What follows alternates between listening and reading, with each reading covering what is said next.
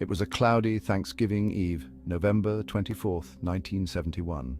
The air was thick with anticipation as families prepared for the holiday, but for the passengers of one particular flight, the evening would take a dramatic turn.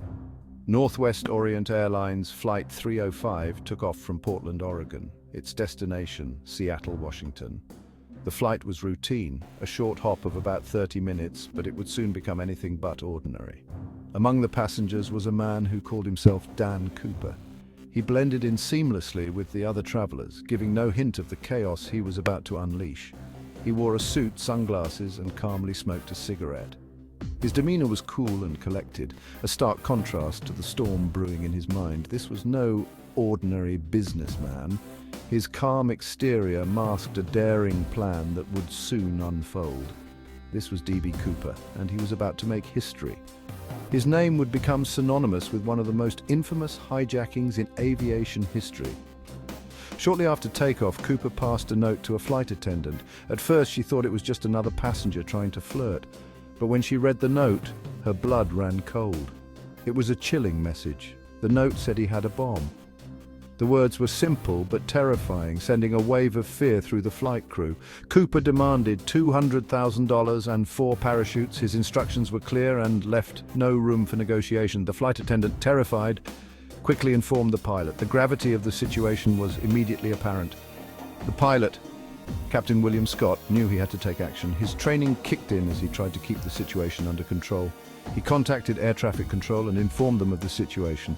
The calm voice of the controller belied the urgency of the moment. The F.B.I. was immediately alerted. Agents scrambled to respond, knowing that every second counted. They scrambled to meet the demands of the hijacker. Time was running out and the stakes were incredibly high. The plane circled over Seattle for almost 2 hours while authorities gathered the ransom money. The tension on board was palpable, though the passengers remained blissfully unaware. The passengers and crew were unaware of the danger they were in. They continued their journey, oblivious to the drama unfolding in the cockpit and the cabin. As the plane circled, the F.B.I. worked tirelessly to prepare the ransom and parachutes. They knew that any misstep could lead to disaster. Finally, the plane landed at Seattle-Tacoma Airport.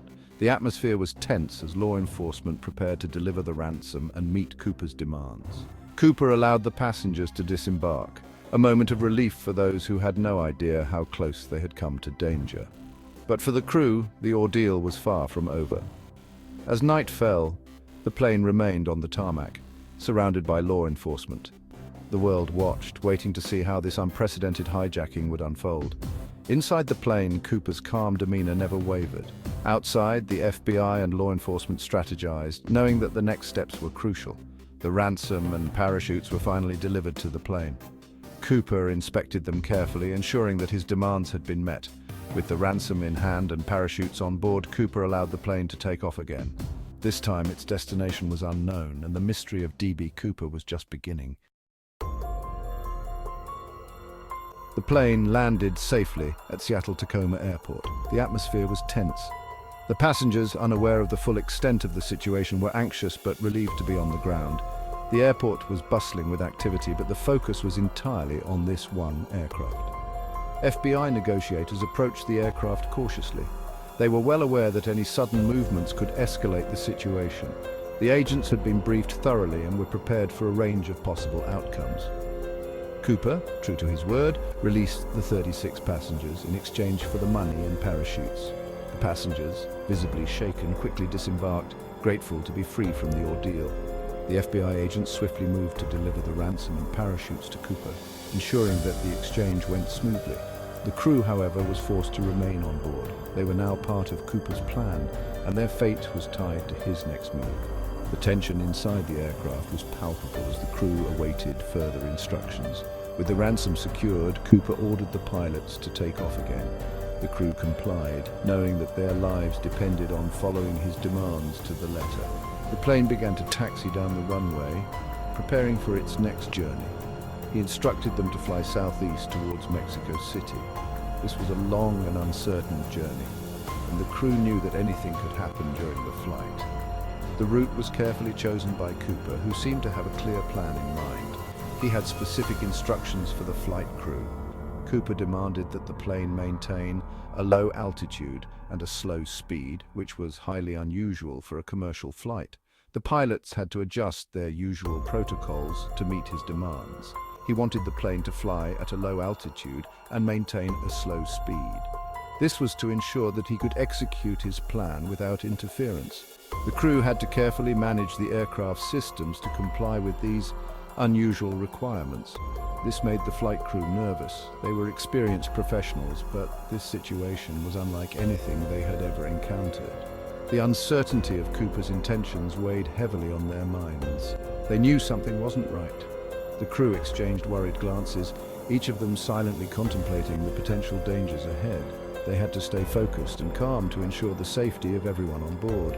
As the plane flew over the rugged terrain of the Pacific Northwest, the FBI followed closely in two fighter jets. These jets were tasked with monitoring the hijacked plane's movements and ensuring that it did not deviate from the planned route. They were under strict orders not to engage with the hijacked plane. The priority was to keep the situation under control and avoid any actions that could endanger the lives of the crew and remaining passengers. The safety of the crew was paramount. The FBI agents in the command center were closely monitoring the situation, ready to respond to any changes.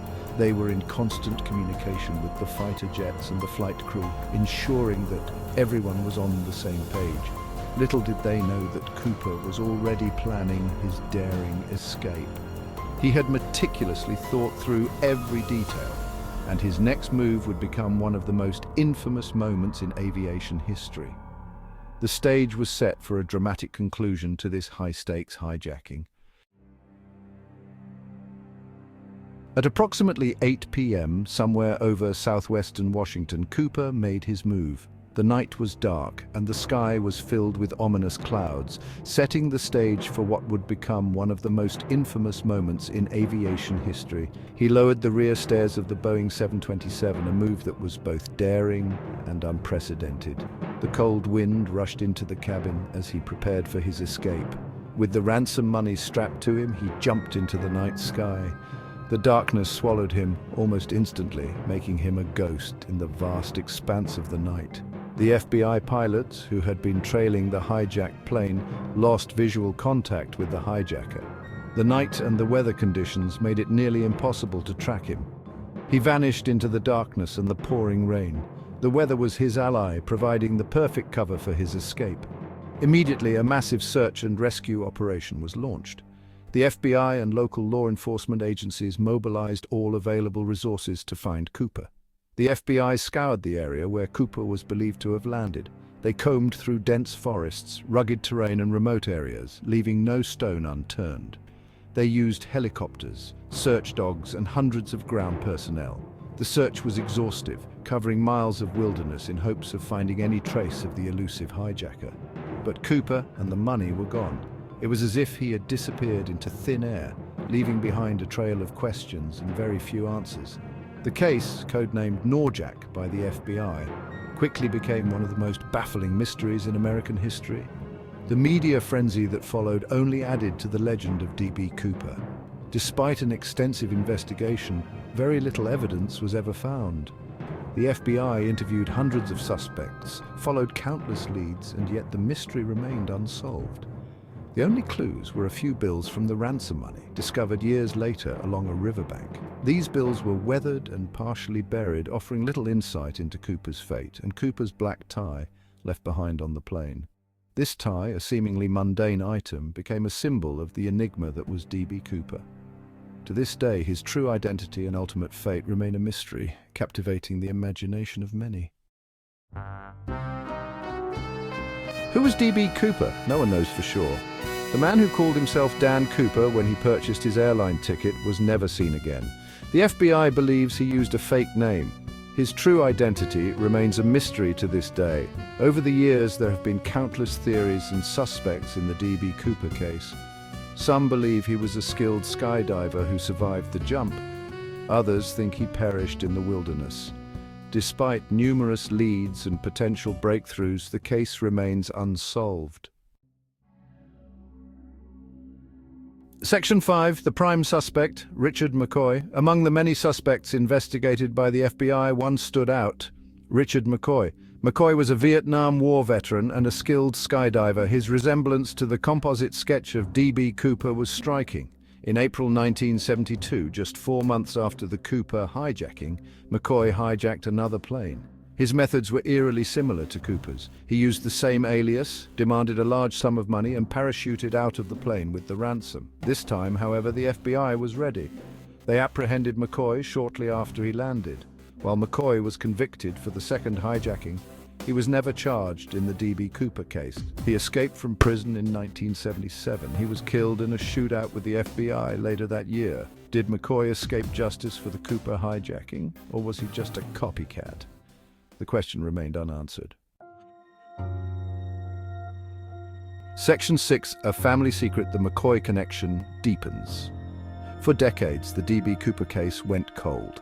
Then, in 2018, a new lead emerged. Richard McCoy's children came forward with a startling revelation. They claimed their father had confessed to the Cooper hijacking on his deathbed. According to McCoy's children, their father had a secret past. He was involved in criminal activities that he kept hidden from his family. They produced a collection of their father's belongings, including a parachute bag and a toy gun they believed he used during the Cooper hijacking. Section 7. Could this be the break in the case? The evidence presented by McCoy's children was compelling. It breathed new life into the long-dormant investigation. The FBI reopened the case and began examining the new evidence. DNA testing was conducted on the parachute bag, but no conclusive match to Richard McCoy was found. Despite the lack of DNA evidence, many believe McCoy's children hold the key to solving the mystery. They are convinced their father was D.B. Cooper. They are cooperating fully with the FBI, hoping to finally bring closure to this decades-old case. Section 8, the enduring mystery of D.B. Cooper. The D.B. Cooper case continues to captivate the public imagination. It is a story of daring, mystery, and the elusive nature of truth. Did Cooper survive the jump? Was he a master criminal or a desperate man? Will we ever know his true identity? The mystery of D.B. Cooper serves as a reminder that some crimes remain unsolved, even with the passage of time and advances in technology. The case continues to challenge law enforcement and inspire amateur sleuths to this day. Section 9. D.B. Cooper. A legend is born. Despite the lack of answers, one thing is certain. D.B. Cooper has become a legend. His daring escape and the enduring mystery surrounding his identity have cemented his place in American folklore. The case continues to inspire books, movies, and countless theories. Whether he is remembered as a folk hero or a criminal mastermind, the legend of D.B. Cooper will continue to fascinate and intrigue for generations to come. His story is a testament to the enduring power of mystery and the allure of the unknown.